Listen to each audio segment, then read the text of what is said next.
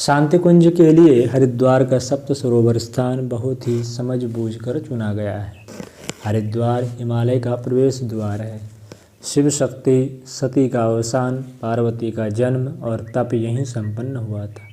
सप्तपुरी प्रसिद्ध है, उनमें से एक मायापुरी हरिद्वार भी है। गंगा की 7 धाराओं के पुण्य क्षेत्र के बारे में इतिहास यह भी है कि सप्त ऋषि यहाँ तप करते थे। गंगा अवतरित हुई तो उनने ऋषि आश्रमों को बिना किसी प्रकार की क्षति पहुँचाए अपना रास्ता बना लिया और 7 भागों में विभक्त होकर इस क्षेत्र से आगे चली गई। अभी भी धाराओं के विभाजन का दृश्य यहाँ विद्यमान है। शांति कुंज की भूमि जहाँ है वहाँ अब से 100 वर्ष पूर्व गंगा की धारा बहती थी। भूमि को बचाने के लिए सरकारी बांध बना, धारा का विस्तार सीमित हुआ और जिस भूमि पर शांति कुंज बना है वह क्षेत्र कृषि योग्य बना दिया गया। प्रकारांतर से इसी बात को यूँ भी कहा जा सकता है कि गंगा अवतरण के सतयुग काल से लेकर अब से 100 साल पूर्व तक शांति कुंज की भूमि पर गंगा धारा प्रवाहित होती रही है। अब भी यहाँ के कुओं का पानी गंगा के पानी के बढ़ने उतरने के क्रम से ऊंचा नीचा होता रहता है।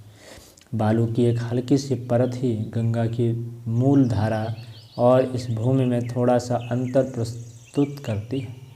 जलधारा तो सर्वथा एक ही है। गंगा की बालू और गोल पत्थरों से ही यह भूमि पटी पड़ी है। मूल धारा भी मात्र 2 फरलॉन्ग की दूरी पर है और आश्रम की भूमि से उसके दर्शन भली प्रकार किए जा सकते हैं। प्रवेश दिशा को छोड़कर तीनों ओर हिमालय के दिव्य दर्शन होते हैं।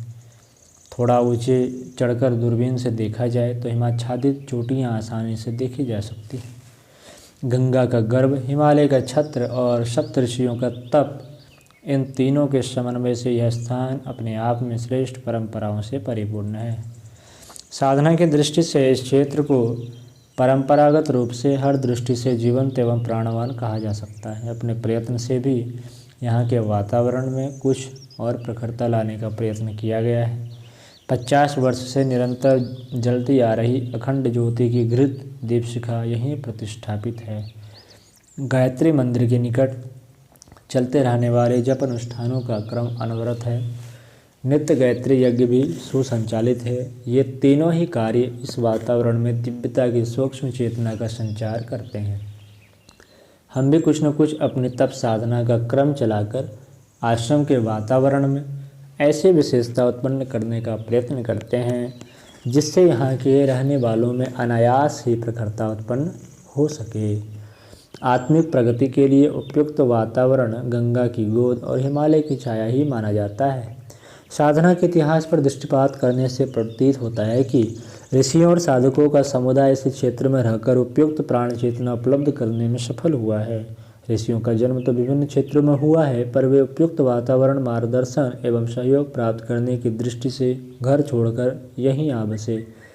इससे उन्हें आरंभिक असुविधा तो हर परिवर्तन के होने पर जैसे हुई होगी, किंतु जब उन्हें इस परिवर्तन का लाभ देखा तो कई असुविधाएं रहते हुए भी यहाँ जम गए और यहीं रम गए। उनके मन में लौटने का विचार तक नहीं आया। यही कारण है कि हिमालय एवं गंगा के तट वाला भाग अनादिकाल से ऋषि भूमि रहा है। परिस्थितियाँ बदल जाने पर भी वातावरण में वह ऊर्जा अभी भी किसी सीमा तक बनी हुई है। ये कुछ विशिष्ट उदाहरण हैं जो हिमालय क्षेत्र एवं गंगा की आध्यात्मिक विशेषताओं का संकेत करने में समर्थ है। हिमालय पिता की पुण्य छाया अनादिकाल से अध्यात्म साधकों का प्रिय क्षेत्र रही है। विशिष्ट साधनाओं के निमित्त प्रायः सभी साधक महापुरुष कुछ अवधि के लिए इस वरदानी महिमामयी छाया में आते और कृत्य होकर लौटते रहे हैं। अवतारी पुरुषों राम, कृष्ण, परशुराम आदि के साधना स्थल इसी क्षेत्र में है। ऋषियों का तो यह सनातन निवास है। अंतर्राष्ट्रीय धार्मिक संगठन थियोसॉफिकल सोसाइटी वाले भी ऋषियों मास्टर्स का स्थान इसी क्षेत्र को मानते हैं। गंगा माँ की गोद भी साधकों के लिए आकर्षक है। पौराणिक मान्यताओं के अनुसार भगीरथ ने प्रचंड तप करके गंगा को इस हेतु सहमत किया कि वे स्वर्ग से उतरकर धरती पर प्रवाहित हों। तब तक इसका लाभ मात्र देवलोक निवासी ही उठाते थे। पुराणों के अनुसार गंगा विष्णु के चरणों से निकली। स्वर्ग से धरती पर उतरते समय उनका प्रचंड वेग कौन कैसे धारण करे, यह विकट प्रश्न था। भगवान शिव ने अपनी जटाओं पर उतरने का अवसर देकर उन्हें सहज संभव बनाया। इस प्रकार विष्णु के चरणों और शिव के जटाओं से गंगा का प्रवाह जुड़ा होने के कारण धार्मिक दृष्टि से उसका बहुत अधिक महत्व है। गंगा जल को विष्णु का चरणामृत कहा जाता है। गंगा की विशेषता शारीरिक आरोग्य से भी अधिक उसका आध्यात्मिक स्वरूप एवं स्वास्थ्य संवर्धन की सामर्थ्य है। गंगा को हिमालय का अमृत रस भी कह सकते हैं। रासायनिक विशेषताओं वाले इस क्षेत्र का सार तत्व गंगा जल में घुल मिलकर प्रवाहित होता है। ब्राह्मी, अष्टवर्ग, रत्न ज्योति जैसी जड़ी बूटियाँ और शिलाजीत जैसे खनिज जो इस क्षेत्र में पैदा होते हैं, उनकी अपनी ऐसी विशेषताएं हैं जो अन्य क्षेत्रों में उनमें नहीं पाई जाती। ये विशेषताएं जल स्रोतों के साथ घुलकर गंगा में जा पहुंचती है। लगभग 500 मील तक हिमालयी क्षेत्र में परिभ्रमण करने के उपरांत गंगा मैदानी भूमि में आती है। उसी बीच हिमालय क्षेत्र की लगभग 30 नदियाँ देर देर से बहती आकर गंगा में विसर्जित होती चलती है। इस प्रक्रिया में हिमालय के अति महत्वपूर्ण क्षेत्र का रासायनिक सार तत्व गंगा प्रवाह में सम्मिलित होता रहता है। इस प्रकार आरोग्य शास्त्र की दृष्टि से गंगा जल किसी बहुमूल्य औषधि द्रव्य की ही तरह हो जाता है। मानवीय सत्ता ही नहीं, पदार्थ सत्ता के भी 3 स्तर होते हैं, स्थूल, सूक्ष्म और कारण। प्रत्यक्ष दृश्य को स्थूल कहते हैं, सूक्ष्म स्तर अदृश्य प्रभाव को कहते हैं, कारण स्तर वह है जिसे स्थूल और सूक्ष्म की गहन अंतरात्मा कहा जा सकता है। जिस प्रकार मनुष्य में प्रत्यक्ष शरीर को स्थूल, मनुष्य चेतना को सूक्ष्म और अंतरात्मा को कारण शरीर कहा जाता है, उसी प्रकार पदार्थों में भी यही 3 स्तर होते हैं। जैसे तुलसी का सूक्ष्म स्वरूप है उसका रासायनिक औषध रूप, उसका सूक्ष्म प्रभाव शांतिदायक होता है, जबकि तुलसी का कारण स्तर मानवीय अंतःकरण में भक्ति भावना, श्रद्धा, पवित्रता के संचार में समर्थ होता है, इसलिए उसे देवोपम कहा गया है। इसी प्रकार वट, पीपल, आंवला जैसे वृक्षों में भी ऐसी ही कुछ दिव्य विशेषताएं होती हैं। अतएव सूक्ष्मदर्शियों ने उन्हें वृक्ष वर्ग के देव कहा है। पशु वर्ग में गौ को माता की मान्यता भी सूक्ष्म एवं कारण स्तरीय प्रभावों को देखकर ही प्रदान की गई, अन्यथा दूध का लाभ तो दूसरे पशु भी दे सकते हैं। गंगा जल की विशेषता में भी यही कारण स्तरीय दिव्यता ही प्रधान है। उसमें स्नान करने से अंतःकरण में पवित्रता का संचार होता है, यही महत्वपूर्ण विशिष्टता है। इसी हेतु से असंख्य भावनाशील नर नारी उनमें स्नान करने के लिए दौड़े आते हैं और नहाकर अपनी धर्म भावना तृप्त करते हैं। यद्यपि इन दिनों गटरों के गंदे पानी और शहरी कोलाहल के प्रदूषण से गंगा के कारण स्तरीय प्रभाव में कुछ कमी आ गई है, तो भी उनकी पवित्रता अभी जहाँ विद्यमान है, वहाँ उसके तट पर कुछ समय निवास करने पर आंतरिक शांति का प्रत्यक्ष अनुभव किया जा सकता है। गंगा भारत भूमि की सर्वप्रधान पयस्विनी है। कोटि कोटि भारतीय जन उसके धार्मिक आध्यात्मिक महत्व पर विश्वास करते हैं, उसके संपर्क सानिध्य से शांति प्राप्त करते हैं और प्रेरणा ग्रहण करते हैं। हिंदू धर्मावलंबियों ने ही नहीं, अन्य धर्मावलंबियों ने भी उसकी विशेषताओं को समझा और स्वीकारा है। इब्न बतूता एक प्रसिद्ध पर्यटक लेखक रहा है। उसके यात्रा संस्मरणों का गिब्स ने अंग्रेजी में अनुवाद किया है। उसमें यह उल्लेख भी है कि तत्कालीन शासक मोहम्मद तुगलक गंगा जल पीते थे और उनके लिए दौलताबाद गंगा जल पहुँचाया जाता था, जिसमें 40 दिन लग जाते थे। अबुल फजल कृत आईने अकबरी के अनुसार अकबर को गंगा जल बहुत पसंद था। उसे नित्य गंगा जल मिल सके, इस हेतु 50 व्यक्तियों का एक दल नियुक्त था। जब वे पंजाब में रहते थे तो हरिद्वार से गंगा जल मंगाया जाता था और जब आगरा या फतेहपुर सिकरी रहते थे तब सोरों से।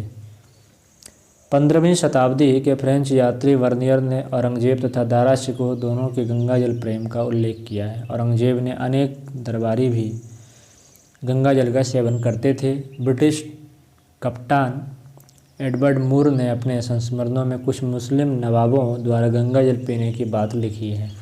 अंग्रेज वैज्ञानिक हैकिंस ने ब्रिटिश शासन की अवधि में गंगा जल परिशोध किया था, उसने देखा था कि काशी के गंदे नालों का जल, जिसमें हैजे के असंख्य कीटाणु भरे थे, गंगा में मिलने पर उसके विषाणु तत्काल मर गए। मुर्दों की सड़नशील लाश का विषाक्त प्रभाव भी गंगा में समाप्त हो गया। रसायन विज्ञानी प्रोफेसर NN गोडवाले ने गंगा जल की रासायनिक जांच की और पाया कि प्रयाग तक के गंगा जल में प्रोटेक्टिव क्लोराइड होते हैं जो रोगाणुओं का विनाश करते हैं। आगे उसके गुण घटते जाते हैं क्योंकि आगे उसमें अनेक गंदे नाले और दूसरी बड़ी बड़ी नदियाँ मिलती हैं। फ्रेंच वैज्ञानिक डॉक्टर हैरेल, जर्मन वैज्ञानिक J. ऑलिवर आदि ने जांच के बाद 100 वर्ष से गंगा जल को रोगाणुनाशक एवं विशेष स्फूर्तिप्रद पाया।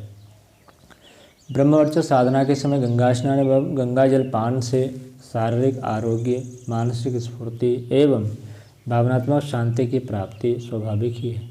माँ गंगा की गोद भावनाशील लोगों को भाव भरी आनंदानुभूति प्रदान करती है। सूक्ष्म दृष्टाओं के अनुसार गंगा प्रवहमान देव सत्ता है। हरिद्वार तक की गंगा के तट में इस हिमालयी क्षेत्र में हजारों वर्ष का तप परंपरा को बनाए रखने वाले योगियों, ऋषियों, महात्माओं की प्रज्ञा के संस्कार प्रभावों का साधक स्पष्ट अनुभव करते हैं। भगवान राम, लक्ष्मण, भरत एवं शत्रुघ्न अंतिम दिनों में तप के लिए इसी क्षेत्र में आए थे। सप्तऋषियों ने हिमालय की छाया और गंगा की गोद में ही अपनी तपस्थली बनाई थी। ब्रह्मवर्चस्व के लिए गंगा माँ की गोद, हिमालय पिता की छाया, सप्तऋषियों की सुसंस्कारित तपोभूमि, ये ऐसी विशेषताएं हैं जो अन्यत्र दुर्लभ है। इसके साथ ही युग निर्माण अभियान के सूत्र संचालक का दिव्य संरक्षण तो एक ऐसी विशिष्टता है जो अनुपम ही है। इस दिव्य वातावरण संस्कारवान भूमि में साधकों को दिव्य संरक्षण, मार्गदर्शन, प्रकाश और अनुदान की जो व्यवस्था सुलभ होती है, वह ब्रह्मवर्चस्व के उच्च स्तरीय गायत्री साधना में उनके लिए श्रेष्ठतम सहायक सिद्ध होती है। ब्रह्मवर्चस्व साधना में ब्रह्म विद्या एवं ब्रह्म तेज दोनों की ही उपासना साधना सम्मिलित है। चेतन ब्रह्म तेज सविता और उसकी शक्ति ब्रह्म शक्ति सावित्री दोनों की उपासना साधक को शक्ति संपन्न, तेजस्वी, ज्ञानवान, सद्बुद्धि संपन्न, ऋतंबरा, प्रज्ञायुक्त, विवेकशील, दूरदृष्टा और महान बनाती है। इस साधना प्रक्रिया में धुलाई और रंगाई के क्रमिक सोपान समाहित हैं।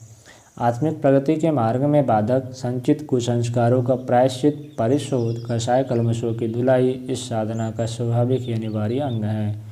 आहार विहार संबंधी संयम और तप तितिक्षा द्वारा साधक के व्यक्तित्व को दिव्य अवतरण का दबाव संभाल सकने योग्य बनाया जाता है।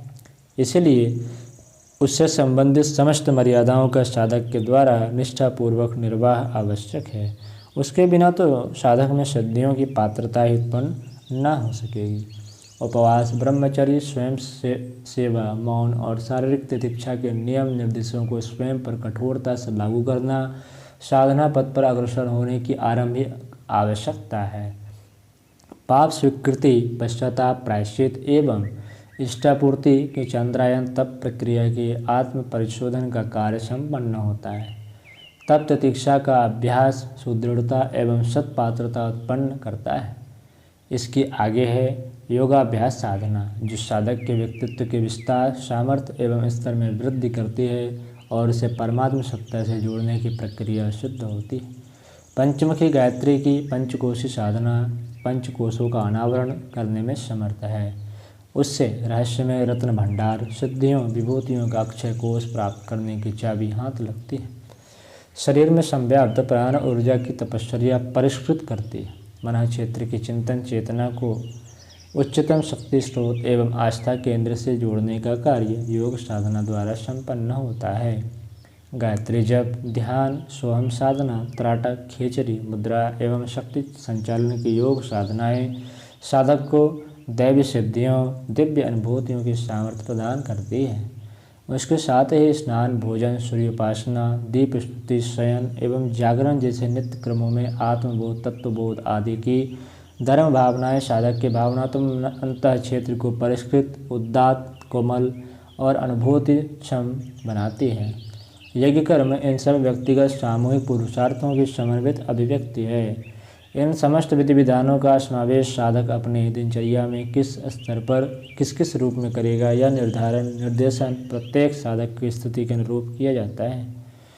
इस प्रकार साधकों के पुरुषार्थ, वातावरण की सुसंस्कारिता, साधना प्रक्रिया की समग्रता तथा दिव्य संरक्षण, मार्गदर्शन एवं प्रकाश अनुदान द्वारा ब्रह्मवर्चस्व साधना प्रक्रिया प्रचंड अध्यात्म ऊर्जा को प्रकट करने में समर्थ है और इस अध्यात्म ऊर्जा को विकसित करने के लिए अपने कसाय कलमशों के निष्कासन की आवश्यकता पड़ती है, ताकि विकारों के कारण अवरुद्ध हुई आत्मिक ऊर्जा विकारों के नष्ट होने पर तीव्र गति से उद्बुद्ध हो सके।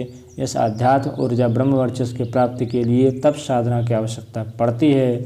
इसके समुचित विधान और मार्गदर्शन की व्यवस्था ब्रह्मवर्चस्व साधना में की गई है।